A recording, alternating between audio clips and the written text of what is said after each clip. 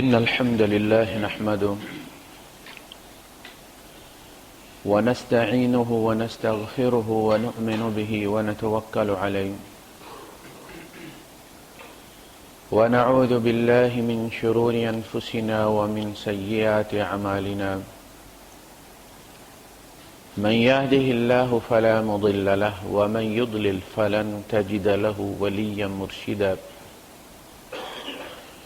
وأشهد أن لا إله إلا الله وحده لا شريك له ولا ضد ولا ند ولا مثيل له ولا مثال له وأشهد أن سيدنا ومولانا ومعلمنا ومرشدنا ومخرجنا من الظلمات إلى النور محمدا عبده ورسوله أرسله الله بالحق بشيرا ونذيرا وداعيا إلى الله بإذنه وسراجا منيرا فقد بلغ الرسالة وأدى الأمانة ونصح الأمة وكشف الغمة فترك أمته على المحجة البيضاء ليلها كنهارها لا يزيغ عنها إلا هالك اللهم صل وسلم وبارك على سيدنا ومولانا محمد وعلى آله وصحبه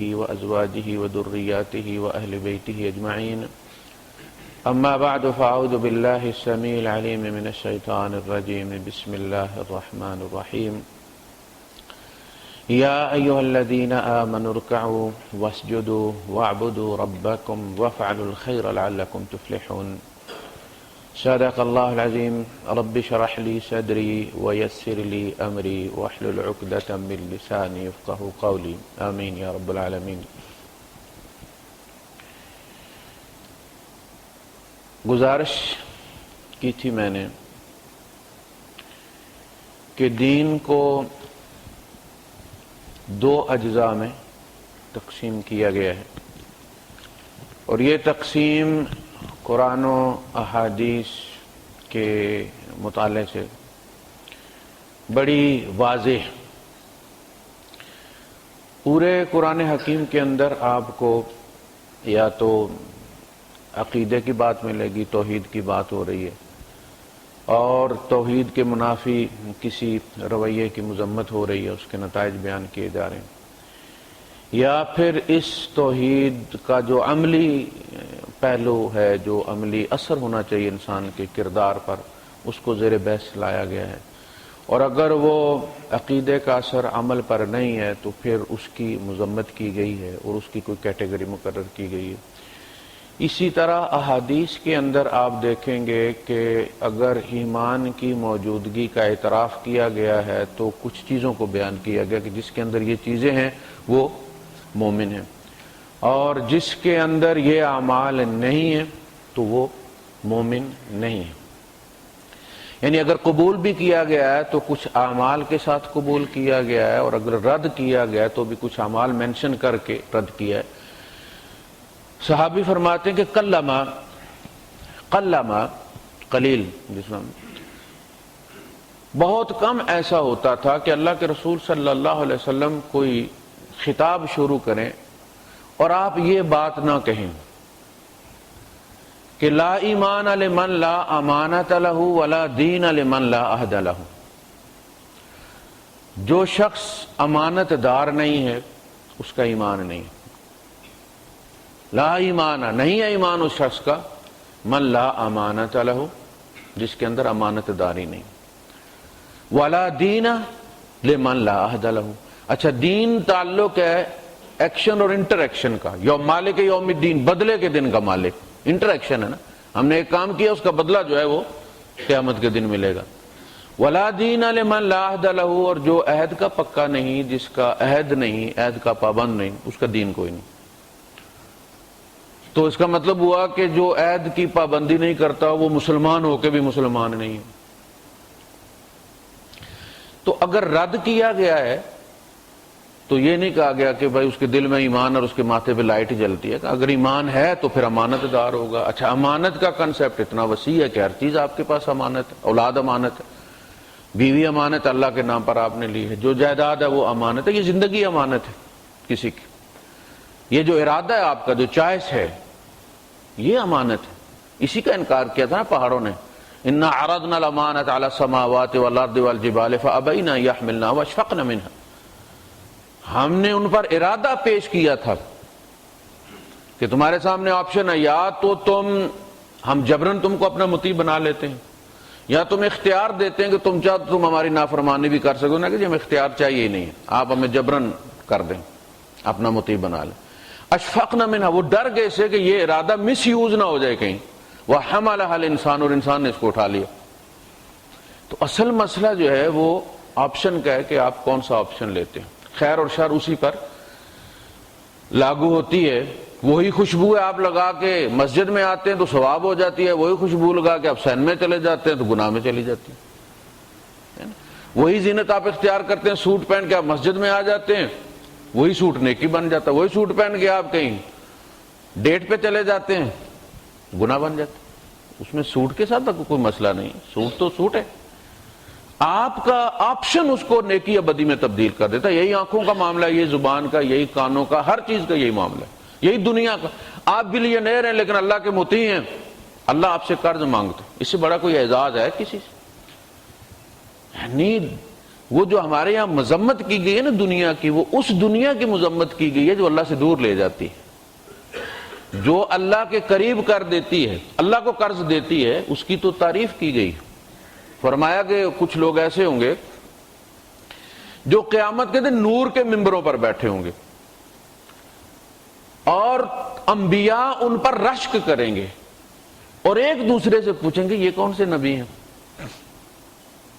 اور حضور فرماتے ہیں کہ لا ہم انبیاء، نہ تو وہ نبی ہیں، ولا ملک، اور نہ وہ فرشتے ہیں، بلکہ یہ وہ لوگ ہیں جن کے ہاتھوں لوگوں کی حاجتیں پوری ہوتی تھی. تو دولت جو ہے یہ ان اٹ سیلف بری چیز نہیں ہے، اس کا استعمال برا ہے. اگر دولت بری ہے تو پھر غریبی جو ہے اس کی تعریف کی جانی چاہیے تھی نا. اس لیے کہ اس کا اپوزٹ جو ہوتا ہے وہ پھر قابل تعریف ہوتا ہے. لیکن جو لوگ غربت نہیں سنبھال سکتے ان کی بھی مذمت کی. فرمایا ان الفقر، اللہ کے رسول صلی اللہ علیہ وسلم فرماتے ہیں ان الفقر قاد الکفر، غریبی انسان کو کافر کر دیتی، وہ کسی حد کا پابند نہیں رہتا. یعنی ادھر روٹی پکڑا ادھر اس کا ایمان لے لو، یہ نوبت بھی نہ آئے. اگر اللہ پاک، جسے اقبال نے کہا نا کہ جسے نانے جویں بخشی ہے تو نے، اسے وہ جو یعنی حضرت علی رضی اللہ عنہ کے بارے میں آتا نا کہ وہ جو آتا تھا اللہ کی راہ میں دے دیا کرتے تھے. تو اگر آج کوئی بندہ یہی کام کرے تو شاید وہ کافر ہو جائے. اس لیے کہ جب اس پر وقت آئے تو پھر وہ اس انتظار میں بیٹھا ہو کہ ابھی جبرائیل چیک لے کے آؤں گے، میں نے اتنا خرچ کیا اللہ کی راہ میں، آج مجھے ضرورت پڑی ہے تو اللہ پاک بوری بھیجیں گے سونے کی بھر کے، جبرائیل ابھی بیل دے گا، کہے گا یہ اللہ نے بھیجا، اور وہ نہ آئے اور وہ کہے یار یہ نیکی کا فائدہ کیا، میں تو لوگوں کو دیتا رہا، اللہ کا حکم سمجھ کے میری باری آئی تو سب پکڑ کے بیٹھ گئے، کوئی بھی مجھے نہیں دے رہا، اللہ کہاں ہے؟ تو وہ جو حیدر کا فقر ہے وہ استغنا، وہ ساتھ ہو، وہی صاحب ہے نا اللہ کے رسول صلی اللہ علیہ وسلم نے ابو بکر صدیق رضی اللہ عنہ سے سارا مال قبول کر لیا، لیکن ایک صاحب آئے اور انہوں نے آ کے انڈے کے برابر سونا دیا تو اللہ کے رسول صلی اللہ علیہ وسلم نے کہا کہ نہیں، لے جاؤ اور اسے اپنی ضرورتیں پوری کرو. تو انہوں نے جب بہت اصرار کیا تو حضور نے پکڑ کے زور سے مارا ان کو، وہ کہ اگر تم پہلے تو تم اللہ کی راہ میں سب کچھ خرچ کر دیتے ہو اور بعد میں پھر دستے سوال پھیلاتے پھرتے ہو، پھر شکوہ کرتے ہو کہ ہماری باری آئی ہے تو اللہ نے نہیں دیا. تو یہ ہر بندے کی اپنی ایک طبیعت ہوتی ہے. تو جہاں رد کیا ہے وہاں اعمال ہی پیش کیے کہ اس وجہ سے تمہارا ایمان قبول نہیں ہے، اور جہاں قبول کیا ہے وہاں بیان کیا ہے قد افلح المؤمنون، مومن کامیاب ہو گئے صرف کلمہ پڑھنے سے نہیں، الذین هم فی صلاتهم خاشعون والذین هم عن اللغو معرضون والذین هم للزکاۃ فاعلون والذین هم لفروجهم حافظون. تو کوئی ایسی وجہ بیان کی اللہ پاک نے کہ جس کو معاشرہ چیک کر سکے کہ اللہ نے عدل کیا، اس کو مومن قرار دے کر عدل کیا ہے، اس کو منافق قرار دے کے عدل کیا. تو دو چیزیں ہوگی، حقوق اللہ، حقوق العباد. دین دو چیزوں کا نام. حقوق اللہ کے پھر آگے دو سیکشن بنتے ہیں، اس میں ایک ہے عقیدہ اور ایک ہے اس عقیدے کو پروو کرنے کے لیے ریچولز، کچھ رسم و رواج ہیں، عبادات جس کو ہم کہتے ہیں. میں جان بوجھ کے اوائڈ کرتا ہوں کہنے، اس لیے کہ وہ ہمارے یہاں میں نے کہا نا کہ کنسپٹ ہے عبادت کا، جبکہ مومن کی پوری زندگی عبادت ہوتی ہے. جو کام وہ اللہ کی تابعداری میں کرتا ہے وہ عبادت ہوتی ہے. تو اس میں عقیدہ اور عبادات، اور عبادت جو ہے یہ چونکہ شریعت کا ایک جز ہے، حقوق العباد بھی اسی کا جز ہے. تو سب سے پہلے عقیدے کی بات ہوتی ہے. انبیاء آئے ہیں، سب سے پہلے عقیدے کی بات کی ہے انہوں نے، اس لیے کہ عقیدہ ہی وہ بنیاد ہے جس پہ آگے چل کے پھر عبادت نے بھی سٹینڈ کرنا ہے اور حقوق العباد نے بھی سٹینڈ کرنا ہے. اگر عقیدہ درست نہیں ہے تو باقی والے دونوں آپ نے کر بھی دیے تو وہ اسی طرح جس طرح آپ اس اکاؤنٹ میں بیلنس ڈال رہے ہیں جو آپ کا ہے ہی نہیں. عقیدہ اس کی کچھ پراپرٹیز ہیں. شریعت جو ہے یہ کبھی نہیں بھی ہوتی، شریعت کبھی نہیں بھی ہوتی، عقیدہ ہوتا ہے. یعنی مومن شریعت کے بغیر مومن تھے، عقیدے کے بغیر مومن نہیں. ایک وقت تھا، ایک وقت نہیں، 13 سال تھے. 23 سال میں 13 سال تھے جب نماز کوئی نہیں، روزہ کوئی نہیں، زکوٰۃ کوئی نہیں، حج کوئی نہیں، صرف لا الہ الا اللہ کی محنت. 13 سال. اگر لا الہ الا اللہ درست نہیں ہے تو پھر کچھ بھی نہیں. باقی سارا کچھ مکے والے کر رہے تھے، اللہ کو قبول نہیں تھا. تو عقیدہ جو ہے اس پہ کوئی کمپرومائز نہیں ہے. پہلا سٹیپ. 950 سال حضرت نوح علیہ السلام نے لگا دیے صرف عقیدے پر. یہ قبول کرو تو آگے چلے نا. وہ جو آپ کہیں اکاؤنٹ بنانا چاہتے ہیں، کوئی سافٹ ویئر انسٹال کرنا چاہتے ہیں تو وہ پہلے کہتے ہیں جی یہ ہماری ٹرمز اینڈ کنڈیشنز ہیں، آپ ایکسپٹ کریں گے تو اگلا پھر دبے گا نیکسٹ. آپ 950 سال نہ دبائیں نیکسٹ کو، وہیں پر ایگزٹ کر دیں آپ. تو سب سے پہلے عقیدہ یہ قبول کرو گے اور اس طرح قبول کرو گے جس لیول کا چاہیے. جب عمارت بنتی ہے تو پھر ہفتے 10 دن بعد وہ آتے رہتے ہیں لیبارٹری والے، وہ اس میں سے سیمپل لے کے جاتے ہیں. پاکستان میں شاید نہیں لے کے جاتے، اس لیے تیسرے دن جو ہے وہ گر جاتا ہے برج، اس لیے کہ وہاں سیمپل لینے والے بکے ہوئے ہوتے ہیں. یہ جو سوسائٹی ہے ہماری، اس میں آج اگر کوئی نبی بھی آ کے حکومت میں بیٹھ جائے نا، کچھ نہیں کر سکتا. لوگ کہتے ہیں عمران خان یہ کر دے گا، فلاں کر دے، کچھ نہیں ہوگا. آپ جس جگہ جو کام کرنا چاہیں گے بڑے خلوص سے شروع کریں گے آپ، لیکن جن پہ آپ ڈیپینڈ کر رہے ہیں نا کہ یہ ٹھیک کروائیں گے، وہی بکے ہوئے.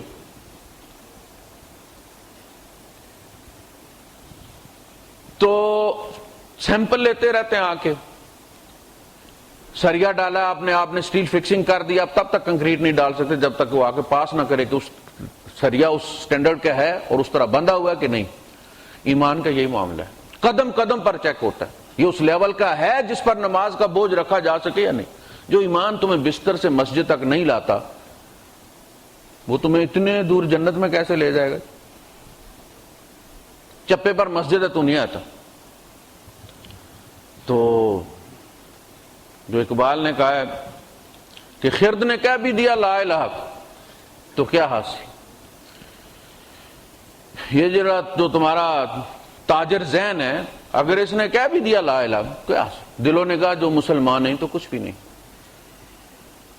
اندر بھی پختگی ہونی چاہیے اس کی. تو عقیدے پہ کوئی مصلحت نہیں ہے، کوئی کمپرومائز نہیں. شریعت پہ ممکن ہے. آپ بیمار ہیں روزہ نہ رکھیں، آپ بیمار ہیں روزہ نہ رکھیں، بعد میں رکھ لیں. نہیں رکھ سکتے، بیماری دائمی ہے، فدیہ دے دیں. آپ سفر میں 2 رکعت پڑھ لیں. عقیدے میں کوئی کمپرومائز. آپ سفر میں ہیں یا حضر میں، بیمار ہیں یا صحت میں ہیں، لا الہ الا اللہ پہ کوئی آپ کو چھوٹ نہیں. اسی طرح میں نے عرض کیا کہ نماز نہیں تھی، روزہ نہیں تھا، زکوٰۃ نہیں تھی، جس کو ہم عبادات گنتے ہیں وہ سارے کوئی نہیں تھے، صرف ایک ہی تھا لا الہ الا اللہ، 13 سال اس پہ گزارا ہوا، سارے مومن تھے۔ تو عقیدے پہ کوئی مصلحت نہیں۔ لوگ کہتے ہیں جی اگر یہ سچی بات کی، حق بات کی، توڑ پیدا ہوگا۔ یہ لوگ اللہ سے بھی زیادہ حکیم بننے کی کوشش کرتے ہیں۔ اللہ نے اپنے نبی کی یہ پٹی نہیں پڑھائی کہ لوگوں کو چیٹ کرو، تم کو نہیں، ہم بھی تمہارے ساتھ یہ کرتے ہیں، دیکھو نا ہم بھی تمہارے جیسے نہیں، ہم تمہارے جیسے نہیں ہیں۔ وہ جو ابراہیم علیہ السلام نے اپنے باپ سے کہا تھا نا، انا براء منکم، ہم تم سے بری ہیں، کوئی تعلق نہیں ہمارا تمہارے ساتھ۔ ومما تعبدون من دون اللہ انی اراک وقومک فی ضلال مبین، ابا میں تجھے اور تیری قوم کو، یہ نہیں کہا میری قوم، وہ ابراہیم علیہ السلام کی قوم تھی، لیکن کہا نہیں میں کسی اور قوم کا فرد ہوں، اس کلمے نے میری قوم الگ کر دی ہے۔ دو قومی نظریہ کہتے نا، اقبال نے دیا، اقبال نے نہیں دیا، یہ تو ابراہیم علیہ السلام نے دیا ہے، جس نے اپنے باپ کو کہا تھا تو غیر قوم کا، میں غیر قوم کا ہوں۔ انی اراک وقومک فی ضلال مبین۔ اسی لیے اللہ پاک نے فرمایا ان ابراہیم کان امۃ قانتا للہ حنیفا، ابراہیم اپنی ذات میں پوری امت تھا۔ ابن عباس رضی اللہ عنہ اس آیت کی تفسیر میں لکھتے ہیں کہ ایک فرد بھی امت ہو سکتا ہے اگر اس کا عقیدہ صحیح ہے، اگر وہ ڈٹ گیا، اس پہ قتل کر دیا گیا، شہید کر دیا گیا، نکال دیا گیا، وہ پوری امت کی ہجرت ہے۔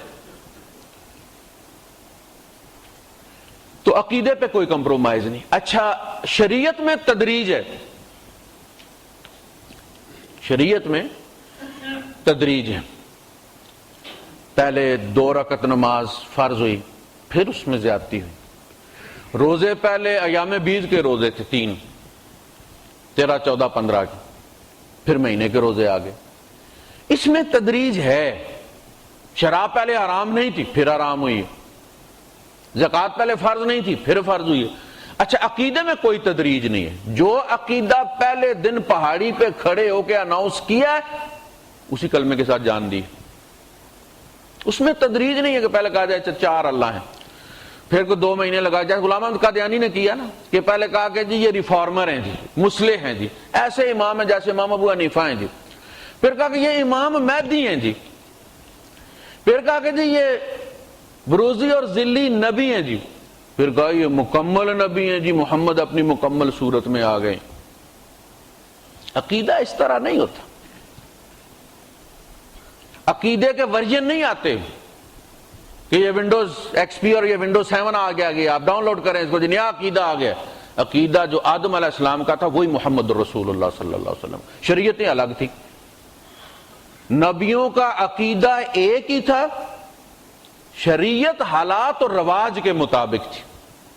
عقیدہ کبھی بھی رواج کے مطابق بدلتا نہیں ہے کہ پاکستان میں تو اللہ سب کنٹریکٹ دے دے، بچے پیدا کرنے کے مختلف بزرگوں کو بانٹ دے، ڈپو کھول دے، اور یو اے ای میں سارے بدوؤں کو خود ہی دے، انگریزوں میں خود ہی پیدا کرے، مسلمانوں کو بیچ دے، ہندوؤں اور سکھوں کو خود دے۔ وہ ہم نہیں مانتے نا کہ ہندوؤں کو ان کے دیوتا دیتے، ہم نہیں مانتے درگا دیوی بچے دیتی، لیکن ہم یہ مانتے دولت شاہ دیتا ہے، دیکھا آپ نے؟ یعنی ہم یہ مانتے ہیں کہ ہندوؤں سکھوں کو اللہ دیتا ہے، وہ جھوٹ کہتے ہیں کہ ان کو درگا دیوی دیتی ہے، لیکن یہ کہو نا کہ تم کو بھی اللہ دیتا ہے تو پھر بھڑک جاتے ہو، وہابی ہے ہوئے۔ یہ بڑی بدبختی ہے ہماری کہ ہم عقیدے کو کوئی ویلیو دینے کے لیے تیار ہی نہیں۔ کپڑے ہم جیسے بھی پہن لیں، باہر شکل ہم جیسی بھی بنا لیں، عبادت چاہے ہم سجدے میں پیدا ہوں اور سجدے میں ہی 900 سال گزار کے مر جائیں، اگر عقیدہ درست نہیں ہے تو اللہ کو قبول نہیں۔ یہ سب سے پہلی بات، اس میں تدریج نہیں، اس میں ریٹ کوئی نہیں، مر جانا ہے، عقیدہ نہیں چھوڑنا۔ عبادات میں ڈسکاؤنٹ ہے، عقیدے میں کوئی ڈسکاؤنٹ نہیں۔ تو سب سے پہلی منزل جو ہے وہ عقیدہ ہے کہ آپ اللہ کو کیا مانتے ہیں۔ اللہ کو اللہ ماننا سارے مانتے ہیں۔ آپ قرآن حکیم کو پڑھیں نا تو سوال ہے نبی، آپ ان سے پوچھیں قل لمن الارض ومن فیہا ان کنتم تعلمون سیقولون للہ، کہو کہ کس کا ہے زمین و آسمان؟ اگر تم جانتے ہو، اگر تم علم والے ہو، سیقولون اللہ، تو کہیں گے اللہ کا، سیقولون للہ کہیں گے اللہ کا۔ پھر کیسے کافر ہو گئے بھائی صاحب؟ قل من رب السماوات السبع، قل من رب السماوات السبع والارض ومن فیہن، 7 آسمانوں اور زمین اور اس کے اندر جو کچھ، اس کا رب کون ہے؟ فسیقولون اللہ کہیں گے اللہ۔ اور پھر بھی مکے والے کافر۔ ان سے پوچھو کہ کون ہے جو معاملات اپنے ہاتھ میں رکھتا ہے؟ وَهُوَ يُجِيرُ وَلَا يُجَارُ عَلَيْهِ إِن كُنتُمْ تَعْلَمُونَ، وہ تو پناہ دیتا ہے مگر جب وہ پکڑنے پہ آتا ہے تو پھر کوئی کسی کو پناہ نہیں دے سکتا۔ فَسَيَقُولُونَ اللہ، تو کہیں گے اللہ۔ یہ کیسے کافر تھے یار؟ جو پوچھو تو کہتے ہیں اللہ اللہ اللہ۔ اسی طرح ہمارے بھی کہتے ہیں نا کہ یار ہم مانتے ہیں کہ اللہ دیتا، پھر ہم کیسے مشرک ہو گئے؟ تو پھر ان کے پاس کیوں جاتے ہو؟ وہ اے ٹی ایم ہے اور دولے شاہ اے ٹی ایم مشین ہے، وہاں سے جا کے نکلواتے ہو۔ اللہ کہہ کے کہاں جاتے ہو؟ مکے والے اللہ کہہ کے کہاں جاتے تھے؟ نوح علیہ السلام کے بت کے پاس۔ تم داتا کے بت کے پاس جاتے ہو، انہوں نے کھڑا کیا ہوا تھا، تم نے لٹایا ہوا ہے۔ ان کا ذرا سستا تھا، پتھر کا زمانہ تھا، تمہارا مہنگا ہے، تم نے اس پہ وہ سنگ مرمر لگایا ہوا۔ اس سے زیادہ تو کوئی فرق نہیں۔ سب سے پہلی چیز عقیدہ ہے، اللہ سے مانگنا ہے۔ اچھا، عقیدے میں پھر ایک تو ایمانیات آ گئی، اس کی تفصیل آ گئی کہ اللہ کو مانتے ہو، کیا مانتے ہو تم بتاؤ۔ بے بس، مجبور، کچھ نہیں کر سکتا، انسانوں کو بیچ دیا ہے، بستیاں کی بستیاں ٹھیکے پر اٹھا دی ہیں، اپنی حکومت ختم کر دی ہے، محکمے ختم کر دی ہیں، اتھارٹیز بنا دی ہیں، حیات الکہرباء والماء، اللہ نے حیات بنا دی ہیں، کتبوں کے حوالے کر دی ہیں بستیاں، کتب بندوبست کرتے ہیں بستی میں رزق کا، اور دافع بلیات ہیں۔ ظاہر ہے بندوں نے پھر کتب کی تلاش میں جانا ہی ہے نا، بندوں کا کیا قصور ہے؟ عوام کا کوئی قصور نہیں ہے۔ ان کو مس گائیڈ کیا مولوی نے، ان علماء نے جن کے نام لکھنے لگو تو بینر چھوٹا پڑ جاتا ان کی ڈگریوں پر، اور عقیدے کی دنیا میں تباہی مچا کے رکھ دی ہے انہوں نے۔ ہر بستی میں ایک کتب ہوتا ہے جو اس بستی کے انسانوں کے ارزاق کا بندوبست کرتا ہے اور دافع بلیات ہوتا ہے۔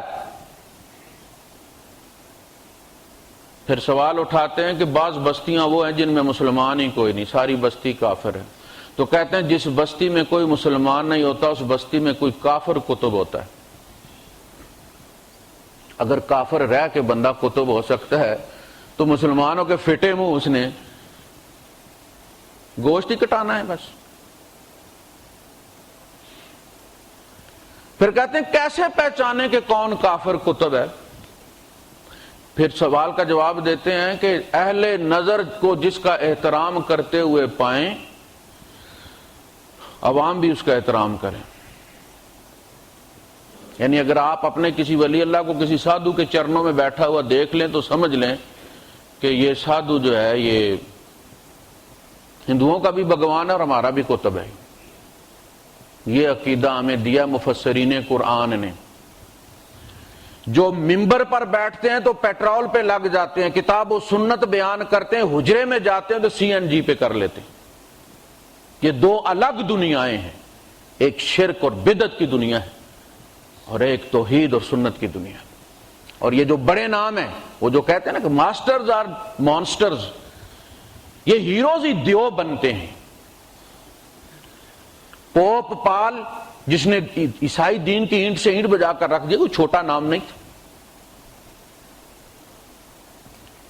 جب آپ اللہ اور اس کے رسول کو چھوڑ کے اکابر پرستی میں مبتلا ہو جاتے ہیں نا، کہ اگر ہمارا بزرگ کتاب و سنت کے خلاف بھی کہے گا تو ہم مان لیں گے، اس دن آپ کے عقیدے کی فائل ختم ہو جاتی، شارٹ کٹ رہ جاتا ہے باقی۔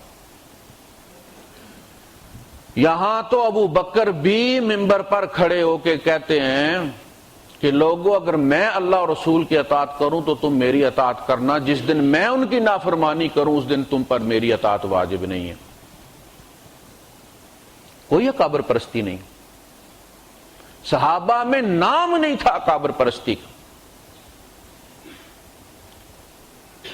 تو عقائد کی دنیا جو ہے جسے لوگ بہت معمولی سمجھتے ہیں وہ بہت سیریس معاملہ ہے۔ ہر چیز میں مسٹیک قبول کر لی جائے گی، قابل تعدیل ہے، اس کی کریکشن ہو سکتی۔ اللہ پاک نے فرمایا قرآن حکیم کے اندر، ان اللہ لا یغفر ان یشرک بہ ویغفر ما دون ذلک لمن یشاء، میں نماز کی کمی معاف کر دوں گا، روزے کی کمی معاف کر دوں گا، زکوٰۃ کی کمی معاف کر دوں گا، حج کی کمی معاف کر دوں گا، میں زنا معاف کر دوں گا، شراب نوشی معاف کر دوں گا، میں جوا کھیلنا معاف کر دوں گا، شرک نہیں کرتا، ہرگز نہیں کرتا، لن نیور۔ اور ہم اسی کو معمولی سمجھتے ہیں، اسی پہ ہم کچھ کرنے کے لیے تیار نہیں۔ اور میں ہمیشہ یہ کہتا ہوں کہ دیکھیں امام غزالی رحمۃ اللہ علیہ نے، میں نے پچھلے جمعے میں بھی کوٹ کیا کہ آپ نے فرمایا کہ توبہ کی ابتدا اپنے ایمان سے ہوتی ہے، موروثی ایمان پر جو زندگی گزاری ہے بالغ ہونے کے بعد اس پر توبہ کرو اور قرآن کا مطالعہ کرو اور دیکھو اللہ کیسا ہے، اس پوری پراپرٹیز کے ساتھ اگر وہ تمہیں وہ اللہ قبول ہے تو کلمہ پڑھو اشہد ان لا الہ الا اللہ۔ آپ دیکھیں بچہ جب ماں کے پیٹ میں ہوتا ہے نا تو ماں کی آکسیجن پہ چلتا ہے،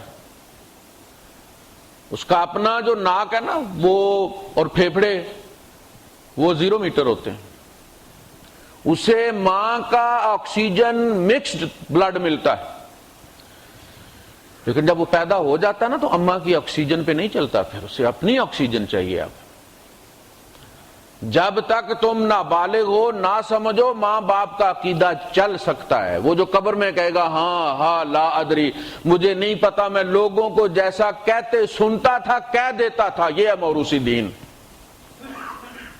میں نے خود سوچا ہی نہیں۔ عقیدہ ہے نا۔ اس کے بعد عبادت ہے، یعنی اس عقیدے کو پروو کرنے کے لیے کہ آپ نے اللہ کو کیا سمجھا۔ آپ نے یہ سمجھا کہ یہ 1 ونڈو سروس ہے، ہر کام یہاں سے بنتا ہے۔ یہ جو 99 نام ہیں یہ کیا ہے؟ یہ اللہ کے پورٹ فولیوز ہیں، تیری ضرورت ہیں، تیری ضرورت ہیں، اللہ کے اختیارات ہیں۔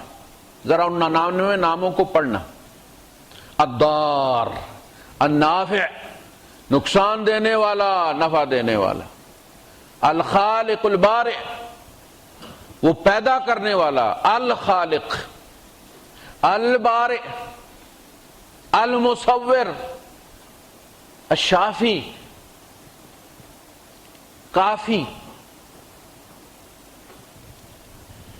عدل کرنے والا، معاف کرنے والا، پردے ڈال دینے والا، فعال لما یرید، جو چاہے کر گزرنے والا۔ لوگ کہتے ہیں اللہ پاک نے قوانین بنا دی ہیں اور اب وہ اپنے قوانین کے خلاف نہیں کر سکتا، تو ہم ان سے کہتے ہیں کہ اگر اللہ بھی قوانین کا مجبور ہو گیا ہے، لاز آف نیچر کا مجبور ہو گیا اور میں بھی مجبور ہوں، تو پھر ہم ایک دوسرے کو خدا بنا لیتے ہیں، اور میں بھی مجبور وہ بھی مجبور، پھر وہ خدا کیوں ہو؟ وہ تو اس لیے ہے نا کہ وہ اب بھی کچھ کر سکتا ہے۔ وَعِنْدَهُ أُمُّ الْكِتَابِ، وہ کہتا ہے ماسٹر پرنٹ میرے پاس ہے، جو چاہے یمحو اللہ ما یشاء، جو اللہ چاہے وہ مٹا سکتا ہے اب بھی، وَيُثْبِتْ، جو چاہے رکھ سکتا ہے۔ کیوں کہا؟ ادعونی، مجھے کال کرو کہ اللہ پاک میری تقدیر میں چینجز کر دے، تو تیرے پاس ہے نا وہ ماسٹر، تو اس میں تبدیلی کر دے، تو اگر کوئی میرے نقصان لکھا ہے تو معاف کر دے، اولاد نہیں لکھی لکھ دے، اللہ تو نے کہاں سے کوئی ادھار لینا ہے، فیصلہ کرنا ہے نا تو نے، لکھ دے۔ مومن جب تک یہ ایمان نہ رکھے کہ میں جو مانگ رہا ہوں میرا رب یہ کر سکتا ہے، نہ دعا میں زور پیدا ہوتا ہے نہ دعا مانگی جاتی ہے۔ اس لیے ہم لوگ یہ سمجھتے ہیں نا کہ یہ جو بزرگ لوگ ہیں یہ جو چاہیں اللہ سے کروا سکتے ہیں۔ سفارش کا جو کانسیپٹ ہے نا وہ ہماری روح میں اتر گیا ہوا ہے۔ نیپوٹزم ہمارے اندر ایسا اترا ہے کہ ہم دین میں اس کو لے آئیں کہ اگر اللہ نہ بھی کرنا چاہے، میں گیا تو نہ کر دے گا، وہ میں گیا تو نہ کر دے گا، میں بندہ ہی وہ بھیجتا ہوں جس کے آگے اللہ نہ کر سکے۔ دیکھیں اللہ کے ساتھ سیاست کیسی ہوتی۔ ہم ان بزرگوں کو اپنا سفارشی سمجھتے ہیں، جی خدا تھوڑے سمجھتے ہیں۔ مکے والے ان کو خدا سمجھتے تھے، کیا کہتے تھے؟ ہؤلاء شفعاؤنا عند اللہ، یہ اللہ کے یہاں ہمارے سفارشی ہیں۔ وہ کافر تو مسلمان ہیں، خدا تو نہیں مانتے تھے ان کو۔ اللہ تو ایک ہی تھا، آسمانوں پر تھا۔ اور اللہ تو ٹنڈولکر کا بھی وہی آسمانوں پر، یہ بیٹ اس کا بھی آسمان کی طرف اٹھتا ہے، مسئلہ سارا نیچے ہے۔ وہ کہتے ہیں درگا دیوی شفاعت کرتی ہے، تم کہتے ہو رابعہ بصری شفاعت کرتی، وہ کہتے ہیں فاطمہ تو زہرا سفارش کرتی، وہ کہتے تھے منات سفارش کرتی۔ بات تو سفارشیوں پہ آ کے کفر تک گئی ہے نا۔ اللہ کو تو سب مانتے ہیں۔ ہندو کہتے، وہ عیسائی کہتے ہیں کہ وہ بڑی جی والا گاڈ وہی ہے آسمانوں پر جو ہمارے والا اللہ ہے، لیکن وہ جو مقدس ماں ہے نا وہ ہولی مدر سفارش کرتی ہے۔ یہ پنج تن پاک ہر مذہب میں 4 مرد اور 1 عورت ہی رہی ہے۔ وَلَا تَذَرُنَّ وَدًّا وَلَا سُوَاعًا وَلَا يَغُوثَ وَلَا نَسْرَ وَنَسْرَ، وہ جو نوح علیہ السلام کے 5 تن پاک تھے ان میں بھی 1 عورت تھی، باقی 4 مرد تھے۔ کیوں کھڑے رب کے سامنے؟ جب وہ کہہ دیتا کہ هَذَا لَيْسَ مِن صَلَاحِيَّتِي، this is not my title, I am not entitled to do so، میں یہ نہیں کر سکتا بھائی، میرا جو پورٹ فولیو ہے اس میں یہ نہیں آتا، آپ فلاں ونڈو پہ چلے جائیں۔ اللہ نے کہیں کسی نبی کو بھی بھیجا ہے یا کہا کہ خود ہی لے لو؟ اللہ نے نبی کو ونڈو کھولنے کی اجازت نہیں دی، کیا مانگ کے لو؟ تمہارے لیے بھی ایک ہی ونڈو ہے۔ سورہ الانبیاء بڑی عقیدے کے معاملے میں بڑی مارکۃ الآراء سورت ہے۔ سارے نبیوں کی دعائیں اور مصیبتیں کوٹ کی ہیں اللہ نے کہ دیکھو وَنُوحًا، نوح نے بھی ہمیں پہلے پکارا تھا، فَاسْتَجَبْنَا لَهُ، ہم نے اس کی بھی سنی تھی اور ہم نے اس کو بھی بچایا تھا، اس کے گھر والوں کو بھی بچایا تھا۔ اور فلاں نے بھی ہمیں پکارا تھا، فلاں نے بھی ہمیں پکارا تھا۔ وَأَيُّوبَ إِذْ نَادَىٰ رَبَّهُ أَنِّي مَسَّنِيَ الضُّرُّ وَأَنتَ أَرْحَمُ الرَّاحِمِينَ، ایوب نے بھی بیماری میں ہم کو پکارا تھا۔ ایوب علیہ السلام آپ دیکھنا، ہمارے یہاں تو پیر پاؤ بھر تھوک دیتا ہے بچے کے منہ میں، ہفتہ بھوک نہیں لگتی اس کو۔ ایک صاحب کہتے ہیں میں بچہ لے کر گیا تو وہ بزرگ کچھ پڑھ رہے تھے، میں نے کہا کچھ پڑھ رہے ہیں بچے پہ دم کریں گے، تو بزرگ تھوک اکٹھا کر رہے تھے۔ جب ٹھیک بھرا گیا نا ان کا پمپ تو انہوں نے اشارہ کیا منہ کھولو، بچے نے منہ کھولا، پڑوچ کر کے جناب والے پورا اندر پمپ کر دیا، بچے نے الٹیاں کرنی ادھر ہی شروع کر۔ اللہ پاک نے نہیں کہا کہ ایوب تو وہ اپنا تھوک مار لے، اور ایوب علیہ السلام اولو العزم رسول ہیں، ان کے تھوک میں شفا کوئی نہیں، کچھ بھی نہیں، ان کے تھوک میں شفا نہیں جب تک رب کن نہ کہے۔ موسیٰ کے عصا میں کچھ نہیں، 12 سال 10 سال بکریاں چراتے رہے ہیں، رب نے کن کہا تو پھر وہ ہوا جو ہوا، پھر وہ دریا بھی پھاڑ دیتا ہے، پھر وہ پتھر میں 12 چشمے بھی جاری کر دیتا ہے، پھر وہ اژدہا بھی بن جاتا ہے۔ اور جب حضرت یونس علیہ السلام کو مچھلی نگل گئی تو ان کی کوئی شکتیاں، ساری شکتیاں سسپینڈ تھیں۔ فنادى في الظلمات اللہ الہ الا انت، دیکھا نا، نبی بھی لا پر پہنچ گئے نا. سبحانک، تو مجھے نہ بچا سکے، تو اس عیب سے بری ہے، تو اس کمزوری سے بری ہے کہ میں یہ سمجھوں کہ میرا خالق مجھے بچانا تو چاہتا ہے، بڑا مخلص ہے، بڑا درد ہے اس کے دل میں میرا، لیکن میں اس وقت اس کی پہنچ سے دور ہوں، کر کچھ نہیں سکتا. ہوتا نا بدو بھی جواب دے دیتا کہ لا واللہ نما اقدر سوى شيء، میں تمہیں نکلوانا تو چاہتا ہوں لیکن جو دفعہ تم پر لگی ہوئی ہے میں بے بس ہوں. کالا میں سبحانک، میں ایسے بے بس رب پر ایمان نہیں لایا. کہتے ہیں یہ جو زمزم ہے نا، یہ یقین کی ایڑیوں سے، دائمی چلنے والا آب زمزم یقین کی ایڑیوں سے پھوٹتا ہے، کدالوں اور پھوڑوں سے نہیں نکلتا. ایوب کو کیا کہا اللہ نے؟ ایوب اپنی ایڑی مار، اور خود برجلک، کوئی بورنگ مشین نہیں بلائی، کہا ایڑی مارو. ایڑیاں تو وہ کب سے رگڑ رہے تھے، 18 سال سے. اب اللہ نے کہا دیکھ ایڑی کیا کرتی ہے. ھذا مغتسل بارد وشراب،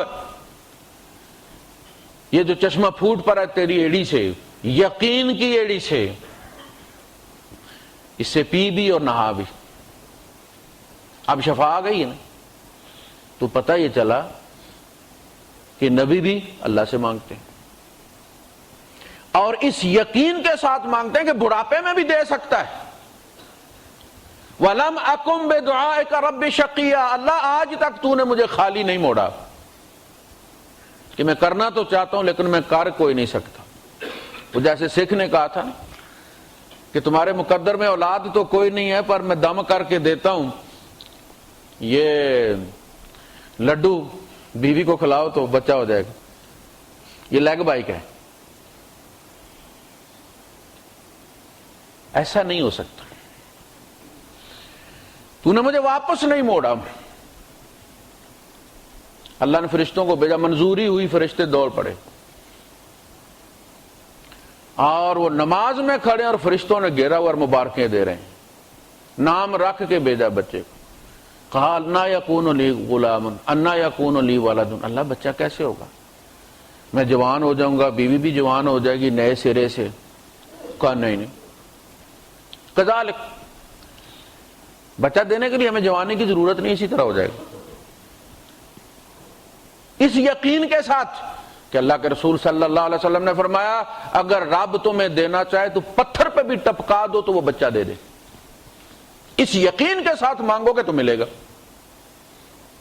ڈھولمل یقین جو ہے نا وہ بات پہنچاتا نہیں، بیلنس پورا نہیں ہوتا، کال کٹ جاتی ہے درمیان. اس یقین کے ساتھ، اس یقین کے ساتھ جب آپ کھڑے ہوں گے رب کے سامنے تو وہ کھڑا ہونا ہی بتا دے گا کہ یقین کے ساتھ کھڑا ہے. آپ دیکھیں جو ہماری عبادات یہ ساری معاشرے کی مختلف حرکات سے ہی لی گئی ہیں تاکہ سمجھ لگے. دین عربوں کی اصطلاحات میں آئے تو اصطلاحات ان سے لی گئی جو ان کی پریکٹس میں چیزیں تھی یا ان کے علم میں تھی. حکم دیا اللہ پاک نے کہ قوموا للہ قانتین، اللہ کے سامنے اس طرح کھڑے ہو جاؤ جس طرح قانتین کھڑے ہوتے. اب یہ قانتین کون ہے بھائی؟ قانت کس کو کہتے ہیں؟ اللہ نے تو حکم یہ دیا. اب تابعدار جس طرح کھڑے ہوتے ہیں، کسی کے سامنے ڈرا ہوا کھڑا ہوتا ہے، اس طرح ہو جاؤ کھڑے. تو قانت کے درجات ہیں. وَمَن يَقْنُتْ مِنْكُنَّ لِلَّهِ وَرَسُولِهِ، تو قنوت کہتے ہیں تابعداری کے اظہار کو، زبانی اظہار کو. تو قوموا للہ قانتین، اس طرح کھڑے ہو جاؤ جس طرح تابعدار کھڑے ہوتے ہیں.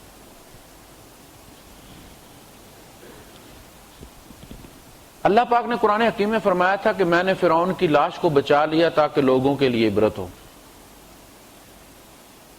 1350 سال بعد مصر سے اس کی لاش دریافت، آیت پڑھی جاتی رہی، مصداق سامنے کوئی نہیں تھا، مسلمانوں کو یقین تھا کہ فرعون ملا نہیں لیکن بچ گیا ہے، کیونکہ اللہ کہہ رہا بچ گیا۔ فَالْيَوْمَ نُنَجِّيكَ بِبَدَنِكَ، ہم تیرے بدن کو بچا لیں گے تاکہ تو پچھلوں کے لیے عبرت بنے۔ بدن سامنے آ گیا، پتہ چل گیا کہ جی اتنے 100 سال بعد جا کے وہ چیز سامنے آئی۔ فرعون کے جو مقابر اہراموں کی جب کھدائی ہوئی تو اس میں کچھ تصاویر نکلی پتھروں کی، جن کے اوپر مختلف شکلوں میں لوگ کھڑے، بادشاہ کے دربار میں مختلف کیفیات لوگوں کی، مختلف انداز ہیں لوگوں کے دربار میں پیش ہونے۔ اس میں ایک انداز میں لوگ اس طرح سے بادشاہ کے سامنے کھڑے ہیں۔ ایک بدبخت ہے کوئی، اس نے وہ تصویریں لگا کے اوپر سعودیہ کی تصویریں لگا کے لوگ سینے پہ ہاتھ باندھ کے کھڑے ہیں، ذاکر نائک کی تصویر لگا کے سینے پہ ہاتھ باندھ کے کھڑا ہے، اور کچھ لوگوں کی پوسٹ چلائی ہوئی ہے فیس بک پہ کہ ہم تمہارے پیار میں دیکھو کس حد تک پہنچے کہ جس طرح تم کھڑے ہو، یہ شعر لکھا ہوا انہوں نے اس پہ، جس طرح تو کھڑا اس طرح میں کھڑا ہوں، یعنی جس طرح وہ فرعون کھڑے ہیں اس طرح نیچے یہ کھڑے ہیں۔ ہے وہ کوئی نقش بندی خبیث۔ اچھا، اس سے ثابت یہ ہوا کہ بعد اللہ پاک نے حکم یہ دیا کہ جس طرح بادشاہ کے دربار میں لوگ کھڑے ہوتے ہیں میرے سامنے اس طرح کھڑا ہوا کرو، میری کوئی ویلیو ہے، میں مالک الملک ہوں، اصلی بادشاہ الملک میں ہوں، لہذا میں زیادہ حقدار ہوں کہ میرے سامنے اس طرح کھڑا ہوا جائے۔ اور ایسی کوئی بات نہیں کہ چھاتی کوئی بٹن ہے جو دب جاتا ہے تو پھر وہ کال والا بٹن دب جاتا ہے، ہوتا ہے نا جو موبائل میں آپ کہتے ہیں جی یہ گرین والے کو پش کرو گے تو کال ہو جائے گی، تو وہ بٹن سینے پر، ایسا نہیں۔ بادشاہ کے حضور میں پیش ہونے کا اندازہ، کہا میں بادشاہ ہوں میرے سامنے اس طرح پیش ہو۔ تو ان اہراموں کی کھدائی سے پتا چلا کہ قانتین بادشاہوں کے سامنے جو بادشاہوں سے ڈرے ہوتے تھے ایسے کھڑے ہوتے تھے، رب کے سامنے ایسے کھڑا ہونا ہے۔ تو حضور صلی اللہ علیہ وسلم نے چھاتی پر ہاتھ باندھنے کا حکم نہیں دیا، نہ ناف پر باندھنے کا حکم دیا، کہیں ثابت نہیں، کہیں ثابت نہیں۔ صدر ہی کے ساتھ صحائے ستہ میں کوئی حدیث نہیں، حکم موجود ہے قرآن حکیم کے اندر اس طرح کھڑے ہو جس طرح قانتین کھڑے ہوتے۔ اب قانتین کیسے کھڑے ہوتے؟ کہا کہ جب وہ بادشاہوں کے سامنے، ان کے جلال کے سامنے کھڑے ہوتے ہیں تو یہ انداز ہوتا ہے۔ ثابت ہو گئے اللہ بادشاہ ہے نا، تو بادشاہ کے سامنے جس طرح لوگ ڈر کے کھڑے ہوتے ہیں ایسے کھڑے ہوتے۔ پتہ چلے کسی ایسی ہستی کے سامنے کھڑے ہیں جو کچھ بھی کر سکتا ہے، رد بھی کر سکتا ہے، قبول بھی کر سکتا ہے، نفع کو نقصان میں بھی بدل سکتا ہے، جو چاہے کر سکتا ہے۔ ایک تو ہوتا ہے نا ایک دیہڑی کاٹ سکتا ہے، فورمین کیا کر سکتا ہے زیادہ سے زیادہ، آپ کو فنش نہیں کر سکتا، رپورٹ کر سکتا ہے، ایک آدھ دن کٹوا سکتا ہے۔ لیکن مدیر ڈائریکٹر سے آپ کا جھگڑا ہو جائے تو آپ کو پتا ہے وہ اسی وقت جہاز میں بٹھا سکتا ہے، پہلی اویلیبل فلائٹ سے۔ آپ اس کے پاس زیادہ ڈریں گے، فورمین کے ساتھ تو میں بھی کر سکتے ہیں۔ لوگ اللہ سے تو میں کرتے ہیں، بزرگوں کی قبروں سے بھی ڈرتے ہیں۔ آپ نے دیکھا نہیں کہ ٹیپ مسجد کے ساتھ سامنے تو پوری زور سے بجتی ہے، مسجد کی پارکنگ میں کھڑی ہوتی ہے اور لتا کے ہٹس لگے ہوئے ہوتے ہیں، اور بابا کا جھنڈا دور سے نظر آتا ہے تو ٹیپ بند ہو جاتی ہے۔ کبھی ویگن میں آپ نے سفر کیا، دیکھا ایسی بے ادبی کسی ڈرائیور نے کیا کہ گانا لگا ہوا اور دربار کے پاس سے ویگن چلی جائے؟ تو خدا کون ہے جسے ڈرتے ہو؟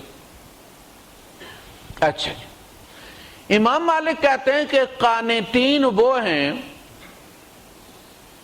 کہ جو ایسے ہاتھ چھوڑ کے نظر نیچی کر کے ایسے تو کھڑے ہوتے ہیں. ماسٹر صاحب کے سامنے اسی طرح جب ہوم ورک نہیں کیا ہوا ہوتا تھا ہم نے، یا ہم اسکول نہیں آتے تھے یا تفریح میں بھاگ جاتے تھے، تو ماسٹر صاحب کے سامنے اسی طرح ہم کھڑے ہوتے تھے، نظر نیچے اور ہاتھ جیسے مٹی ہو گئے ہیں. وہ کہتے ہیں یہ قانتین کا ہے. امام مالک اسی طرح کھڑے ہوتے تھے. کچھ کہتے ہیں کہ جی جب آپ اپنے والد کے سامنے کھڑے ہوتے ادب کے ساتھ. اب قانتین وہ ہیں جو جلال کے سامنے کھڑے ہوتے ہیں، جو ادب کے سامنے کھڑے ہوتے ہیں. کہا باپ کے سامنے جب آپ کھڑے ہوتے ہیں تو آپ کا انداز تھوڑا سا زیادہ مؤدبانہ ہو جاتا ہے، کیونکہ اس میں پیار بھی ساتھ شامل ہے، تو آپ ہاتھ ایسے کر لیتے ہیں. اب یہ ساری قانتین کی تفسیریں ہیں، یہ ساری لفظ قانت کی تفسیریں ہیں کہ قنوت کیا ہے، کس طرح رب کے سامنے کھڑا ہونا چاہیے. امام مالک یہ کہتے ہیں کہ ہاتھ باندھنے کی جو سہولت دی گئی ہے یہ ڈسکاؤنٹ ہے، ورنہ حضور نے جس کو بھی نماز سکھائی ہے وہ ہاتھ باندھنے کا ذکر ہی نہیں کیا. آج کل لوگوں نے مسجدیں اسی بات پر الگ کر لی کہ ہاتھ کہاں باندھنے. اچھا اصل چیز ہے خوف، وہ ہے ہی کوئی نہیں. چاہے ناف پہ بندھے ہیں، چاہے ناف سے اوپر بندھے ہیں، چاہے سینے پہ بندھے ہیں، چاہے گردن کے نیچے بندھے ہیں، خوف بالکل کوئی نہیں. وہ جو کیفیت ہے نا قانتین والی، وہ اندر ہے ہی کوئی نہیں. یہ ایسے ہی ہے جیسے جلا ہوا سیل آپ ڈال دیں اور کہیں کہ آن نہیں ہو رہا جی.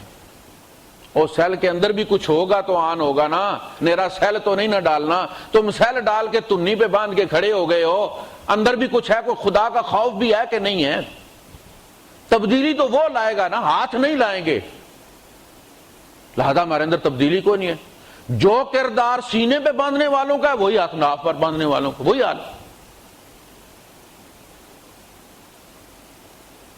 وہ شارجہ گئے، ہم ہمارے عزیز ہیں، میرے پھوپھی کے بیٹے ہیں، تو وہ بھی سینے پر ہاتھ باندھتے ہیں. باتوں میں چلی تو وہ کہنے لگے کہ فلاں بندے سے میں نے مال لیا تھا، کنسٹرکشن کمپنی ہے ان کی اپنی، تو یار وہ یعنی انہوں نے تو یہی سمجھا نا کہ بھئی ہم ایک ہی چونکہ تعلق رکھتے ہیں فقہ سے، تو لہذا سامان مٹیریل انہوں نے سے لیا. تو پھر وہ گڑبڑ ہو گئی تو وہ بڑا گلا کر رہے تھے کہ احمد سینے تے ہاتھ بننا ہے. تو میں نے ان سے کہا کہ سینے میں کوئی بٹن ہوتا ہے جو چیک پے کر دیتا ہے؟ خدا خوفی کا تعلق ہاتھوں کے ساتھ کیا ہے؟ وہ تو دل کے ساتھ تقوی ہاں ہونا. وہ جو کیفیت مطلوب ہے کہ انسان اندر تک اللہ کے خوف، اس کے جلال، اس کی عظمت سے منور ہو جائے، پگھل جائے. وَإِذَا تُلِيَتْ عَلَيْهِمْ آيَاتُهُ زَادَتْهُمْ ایمانا وَجِلَتْ قُلُوبُهُمْ، دل وجلت، تھرتھراہٹ دلوں تک پہنچ جاتی ہے بدن سے. ثُمَّ تَلِينُ جُلُودُهُمْ، پھر ان کی جلدیں نرم پڑ جاتی ہیں. جلدیں نرم پڑتی ہیں تو اندر سے کینہ، حسد، جو بھی بری عادتیں باہر نکل جاتی ہیں. جب آپ انڈا گرم کرتے ہیں تو وہ پانی میں بلبلے نکلتے ہیں نا. انڈے کی جلد جب گرم ہوتی ہے، مسام کھلتے ہیں تو اندر سے وہ جو آکسیجن ہے اس کی وہ نکلتی ہے جو بچے کے لیے رکھی گئی ہے باہر. فریج میں رکھ کے آپ اس کو دیکھیں، فریزر میں رکھ کے دیکھیں، نکلتی ہے. تم رب کے سامنے نہیں کھڑے تو تم تو فریزر میں لگے ہوئے ہوتے، اور وہ کہتا ہے گرم ہو. الصلاح کہتے کس کو ہے؟ تسلیہ کس کو کہتے ہیں؟ گرم ہونے کو. وَتَصْلِيَةُ جَحِيمٍ، جہنم پر گرم کیے جائیں گے. تو نماز تو گرم کرتی کنیکشن کو. تو میں نے اس پہ لکھا، میں نے لکھا کہ آج عملی صورت دیکھی ہے کہ قانتین رب کے سامنے کیسے کھڑے ہونے چاہیے. اس طرح جس طرح فرعون سے لوگ ڈر کے اس کے سامنے کھڑے ہوتے تھے، میرا رب اس سے زیادہ طاقتور ہے، اس سے زیادہ خوف سے کھڑا ہونا چاہیے. قانتین کیفیات. زکوٰۃ کہاں سے لیا؟ انہیں سے اب رکوع دیکھیں یہ کیفیات ہیں. کبھی آپ دیکھیے گا رکوع میں جب وہ کارنش بجا لاتے ہیں کسی کے دربار میں تو بعض جاپانی وغیرہ تو ہاتھ چھوڑ کے تو رکوع کرتے ہیں بادشاہ کے سامنے. یعنی کبھی آپ ٹرائی کیجئے گا ہاتھ چھوڑ کے بالکل رکوع کی پوزیشن میں چلے جاتے. اور یہ بڑی مشکل ہوتی ہے. اس رکوع کو سورہ نساء جتنا لمبا کرنا بہت مشکل ہے. گھٹنوں پہ ہاتھ سہولت کے لیے ٹیکے گئے ہیں. سہولت دی گئی ہے کہ اس کو تھوڑی سی سپورٹ دے لو باڈی کو. اصلاً یہ وہی ہے. عبداللہ ابن مسعود رضی اللہ تعالیٰ کہتے ہیں کہ کتنا عرصہ ہم تطبیق کرتے تھے, بلکہ بعض راوی یہ کہتے ہیں, فقہا یہ کہتے ہیں کہ وہ آخر تک تطبیق کرتے رہے کہ دونوں ہاتھ جوڑ کے رکوع میں دونوں گھٹنوں کے درمیان تو رکوع کیا کرتے تھے. کبھی ایسا کر کے آپ دیکھیں نماز کے باہر کبھی آپ پریکٹس کیجئے کہ یہ بھی ایک صورت ٹھیک, آپ کو پتا چلے گا کہ یہ کیا کیفیت. اصل میں ایک ہی کیفیت میں رکوع کر کے ایک ہی کیفیت میں سجود کر کے ہم اتنے یوزڈ ٹو ہو گئے کہ نہ کسی سجدے سے ہمارے اندر تھرتھلی مچتی ہے نہ کسی رکوع سے کوئی فرق پڑتا. اصل میں ہم اوپر کھڑے ہی رہتے ہیں, ہماری خرد کھڑی رہتی ہے, ہمیں پتہ نہیں ہوتا سجدہ. بس سجدہ کر پتہ ہوتا تو ہم بھولتے کیونکہ کتنے سجدے کیے ہیں. اچھا سجدہ کیسے کرتے تھے؟ سجدہ انتہائی ذلت کی صورت ہوتی تھی. یہ اس وقت ہوتا تھا جب جان کی امان مانگی جاتی تھی. یہ آخری کیفیت ہوتی تھی. یہ رکوع بھی بادشاہوں کے یہاں ہوتا تھا لیکن اس میں یا تو تطبیق ہوتی تھی کہ دونوں ہاتھ جوڑ کے بے بسی کا اظہار تھا کہ میں نے اپنے آپ کو باندھ کر آپ کے سامنے کر دیا, آپ چاہیں تو رکوع میں میری گردن اڑا دیں, میں بے بس ہوں. یہ بے بسی کا ایک اظہار تھا. دونوں ہاتھ باندھنے کا مقصد یہ ہے کہ میں کچھ نہیں کر سکتا, میں نے افوض امری اللہ, میں نے سارے معاملات اللہ کے سپرد کر دی. ہاتھ باندھ لیے, کفو ایدیکم, ہاتھ باندھ کے رکھو, یہ ہے. اچھا سجدے میں ان کی جو کیفیت ہوتی تھی وہ یہ تھی کہ وہ سجدہ جب کرتے تھے تو یہ دونوں ہاتھ آگے دعا کی طرح نکال کے سجدہ, یعنی سر سجدے میں ہوتا تھا, ہاتھ آگے ایسے اٹھے ہوئے ہوتے. یہ آخری کیفیت ہوتی تھی کہ چاہو تو یہ ہاتھ بھر دو. سجدہ اصل میں دعا کی جگہ ہے نا, تو ہم نے کبھی دعا مانگی نہیں. اللہ کے رسول صلی اللہ علیہ وسلم نے فرمایا نا کہ نماز میں اللہ اور بندوں کا حق ہے. الصلاۃ صلاۃ جو ہے یہ تقسیم ہے میرے اور بندے کے درمیان. حضور نے فرمایا جب تم سجدے میں ہوتے ہو تو یہ مانگنے کی جگہ ہے, اب فیڈ کرو. وہ آتا ہے نا, آپ کیش وڈرال پہ جاتے ہیں, وہ کہتے ہیں 500 چاہیے, 200 چاہیے, 1000 چاہیے, ادر اماؤنٹس. آپ ادر اماؤنٹس جب دباتے ہیں تو پھر وہ کہتا کہ اب جتنے چاہیے اگر وہ تیرے بیلنس میں ہیں تو فیڈ کرو, پھر اوکے دبا دو. تو سجدہ وہ جگہ ہے کہ جو ڈال, تو اپنے اکاؤنٹ کو نہ دیکھ, رب کے خزانے کو دیکھ. تیرا رب سب کر سکتا ہے. تو ہاتھ آگے نکال کے سر سجدے میں رکھ کے, یہ بے بسی کی انتہا ہے کہ اور کوئی جگہ نہیں, ختم ہو گئی, زمین آ گئی نا. میں کھڑا ہوں تو ہو سکتا ہے میں چل کے پڑوسی کے گھر چلا جاؤں, کہیں اور چلا. جب میں نے سر زمین پر رکھ دیا ہے تو اس کا مطلب ہے میری انتہا ہو گئی, میں اس جگہ پہنچ گیا ہوں جہاں سے میری ابتدا ہوئی تھی. ہاتھ آگے کر دیتے تھے. پھر ہمیں سکھایا گیا کہ نہیں, اللہ پاک یہ چاہتا ہے کہ تم وقار سے مانگو, تم اس کے بندے ہو, وہ تمہیں عزت دینا چاہتا ہے. لہذا اب ہاتھ نیچے رکھو اور کونیاں اٹھا کے رکھو, تمہارے سجدے میں بھی وقار ہونا چاہیے. دیکھیں اللہ کو ہمارا کتنا خیال ہے, ورنہ وہ اور ذلیل کرتا ہے, کہا نہیں. تو یہ ساری صورتیں موجود تھیں. سجدہ بھی موجود تھا بادشاہوں کے سامنے جس کو اللہ نے اپنے لیے مخصوص کر لیا, کیفیت بدلی کر دی. رکوع بھی موجود تھا, فرق ڈالا گیا. تو یہ وہ اصطلاحات تھیں جو عربوں کے لیے غیر معروف نہیں تھی. زکوٰۃ لیا گیا ہے گوڈی سے. جب آپ کوئی چیز بوتے ہیں تو پھر اس میں ایک وقت آتا ہے کہ زمین کے اندر جڑی بوٹیاں جو ہوتی ہیں وہ اگاتی ہیں, آپ نہ بھی چاہیں. کچھ بیج کے اندر شامل ہوتی ہیں, کچھ زمین کے اندر موجود ہوتی ہیں, وہ نکل آتی ہیں. اب آپ کیا کرتے ہیں؟ جاہل سے جاہل جٹ بھی اسے پتا ہے کیا کرنا ہے. وہ رمبا لیتے ہیں اور اس سے گوڈی کرنا شروع کر دیتے ہیں، وہ جڑی بوٹی نکالتے ہیں اور وہ مٹی چڑھاتے جاتے ہیں ان کی جڑوں پر، چاہے وہ چنے کی فصل ہو، چاہے وہ مسور کی ہو، چاہے وہ مونگ پھلی ہو، گوڈی ضرور کرتے ہیں۔ دوسرا چھدرائی، پودے آپ نے لگا دیے اس احتیاط کے ساتھ کہ ہو سکتا ہے کہ اس میں سے 10 یا 100 نہ لگیں، لیکن جب سارے اگ گئے تو اب آپ نے ان کے درمیان میں سے، ہر پودے کے درمیان میں سے ایک پودا نکال لیا، وہ نکال لیا، وہ نکال، تاکہ ان کو گیپ مل جائے پھیلنے کے لیے۔ یہ تزکیہ ہے۔ دولت جب آتی ہے نا تو کچھ تو دولت کے اندر بیج ہوتے ہیں تکبر کے، کچھ بندے کی مٹی کے اندر ہے، بخل ہے، حرص ہے۔ تو کہا کہ گوڈی کرو۔ کیسے گوڈی کریں؟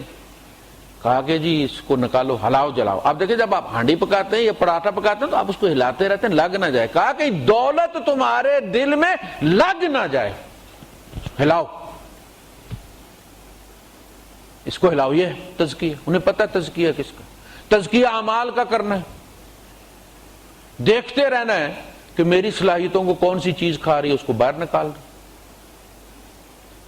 اچھا، صوم تربیت کا لفظ عربوں کے لیے معروف تھا، وہ اپنے گھوڑے کو روزہ رکھاتے تھے، اپنے گھوڑے کو روزہ رکھاتے تھے۔ کیسے؟ وہ صرف اس کا پانی بند نہیں کرتے تھے، وہ اس کو اس حال میں سورج کے اپوزٹ چلاتے تھے۔ سامنے سورج پڑ رہا ہوتا تھا، وہ اس کو دوڑاتے تھے اس طرف، اور سامنے سے ہوا چل رہی ہوتی تھی، وہ اس رخ پر اس کو دوڑاتے تھے۔ اور جب وہ دھوپ کی طرف، سورج کی طرف اور ہوا کے رخ پر اس کے اپوزٹ اسی رفتار سے دوڑتا تھا، اسی طرح ایفیشنسی دکھاتا تھا جس طرح اس کے اگینسٹ دکھاتا ہے، تو کہا جاتا تھا کہ یہ فرس الصائم، یہ روزے دار گھوڑا ہے، جس کی تربیت ہو گئی۔ اللہ پاک نے کہا اب تم پر روزے فرض، میں تم کو اب صوم رکھانے لگا ہوں تاکہ تمہاری بھی تربیت ہو۔ ایک چیز ہمیں ٹھنڈا پانی دل کرتا نا پینے پہ، کہا نہیں پیو، نفس کی چاہت کے خلاف دوڑایا نا، نہیں کرنا ہے، نہیں کرنا ہے۔ اچھا، وہ جو فرس الصائم ہوتا تھا اس کا ریٹ الگ ہوتا تھا۔ جیسے ہمارے پرانے زمانے میں کہا کہ یہ مرغی جو ہے یہ بیماری سے نکلی ہوئی ہے، اس کے پیسے زیادہ ہوتے تھے کہ اب اس کو یہ دوبارہ بیماری نہیں لگے، جبکہ نئی کا کوئی پتہ نہیں لگ جائے۔ کہا کہ یہ روزے دار گھوڑا ہے، ٹرین شدہ ہے، تو ٹریننگ سے نکلا لفظ صوم۔ ہم نے سمجھا ڈائٹنگ کا نام صوم ہے۔ سحری میں 2 پراٹھے دہی کا پورا کپا جناب علی کھا لیا، زور تک اس کے ڈکار آتے رہے، زور کے بعد پھر پکوڑوں کے پیچھے اور چاٹ کے پیچھے اور سموسوں کے پیچھے دوڑ پڑے۔